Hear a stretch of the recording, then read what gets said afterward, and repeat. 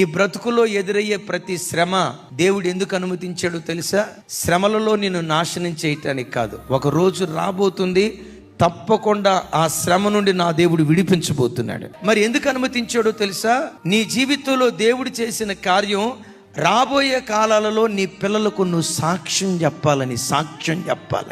నాన్న, ఒకప్పుడు నా బ్రతుకులో ఇంత కష్టం వచ్చిందిరా, ఆ ప్రాణ బాధలు ఆవరించినప్పుడు చావాలో బ్రతకాలో అర్థం కాలేదురా, యేసయ్య పాదాలు పట్టుకున్నానురా, యేసయ్య పాదాల దగ్గర ఏడ్చానురా, అట్లా కన్నీళ్లు కార్చడాన్ని బట్టి మరణంలో నుండి జీవానికి దాటించాడురా.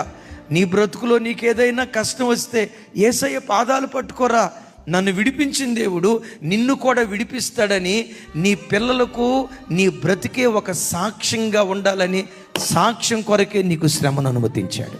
ఈరోజు నీకు అనుమతించిన ప్రతి శ్రమ రేపటి దినాన దేవుడు సాక్ష్యంగా మార్చబోతున్నాడు.